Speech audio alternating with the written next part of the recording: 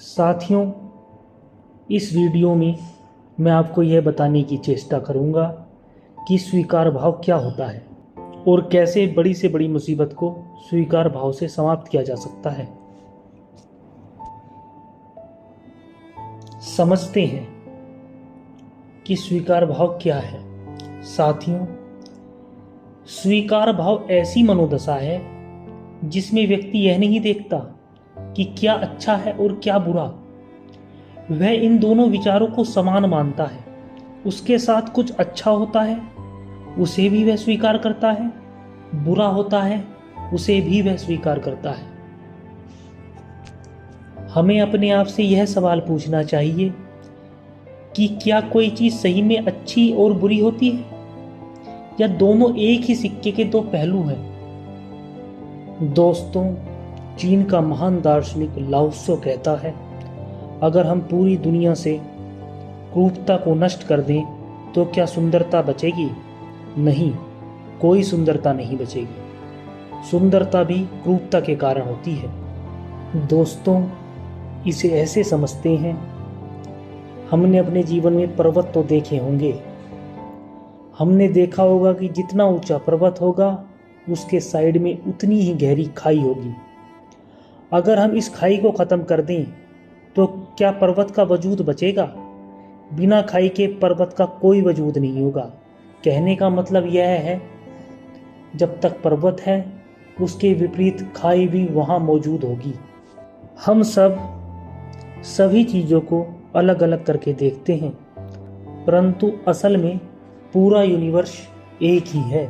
साथियों, हम सभी समुद्र की वो बूंद हैं जो अपने आप को समुद्र से अलग मानती है, किंतु बिना समुद्र के हमारा कोई अस्तित्व नहीं। साथियों, इस संसार में प्रत्येक चीज की विपरीत चीज मौजूद है। जैसे दिन है तो रात भी है, अच्छा है तो बुरा भी है, पर्वत है तो घाटियां भी हैं। कहने का तात्पर्य यह है कि दोस्तों, कि ये चीजें हमें विरोधी दिखाई देती हैं, पर वास्तव में ये विरोधी नहीं है।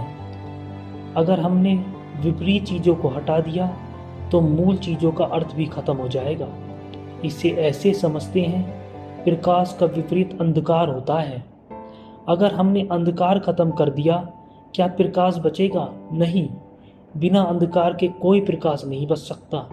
ये आपको विरोधाभासी जरूर लगेगी।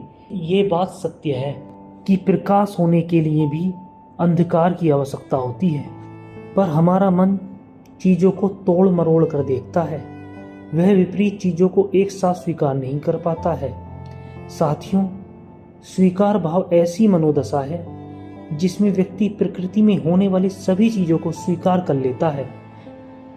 उसके साथ कुछ अच्छा होता है, उसे भी स्वीकार कर लेता है। बुरा होता है, उसे भी प्रेम पूर्वक स्वीकार कर लेता है। वह विरोध नहीं करता है कि मुझे सुख मिले, दुख क्यों मिल रहा है।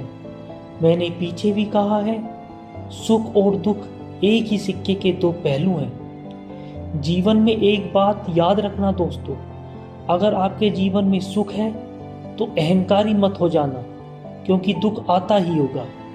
दूसरी तरफ अगर आपके जीवन में दुख है तो दुख ही मत हो जाना, क्योंकि अंधकार के बाद सवेरा ही होता है।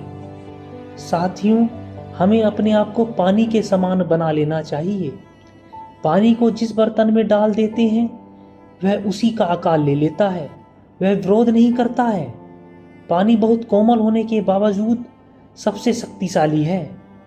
अंत में एक बात कहना चाहूंगा, जब बहुत भयानक तूफान आता है तो वो पेड़ तो उखड़ जाते हैं जो हवा का विरोध करते हैं, पर वे छोटी सी कोमल घास बच जाती है जो हवाओं का विरोध नहीं करती। वह हवा के सामने झुक जाती है, यहाँ तक कि हवा उसके ऊपर की मिट्टी को भी साफ कर जाती है। लाओ त्से की इस बात से मैं अपनी इस बात का अंत करने जा रहा हूँ। लाओ त्से कहता था कि मुझे कोई हरा नहीं सकता, क्योंकि मैं पहले से ही हारा हूँ। मुझे कोई झुका नहीं सकता, क्योंकि मैं पहले से ही झुका हुआ हूँ। मेरी बात को अंत तक सुनने के लिए बहुत बहुत धन्यवाद दोस्तों।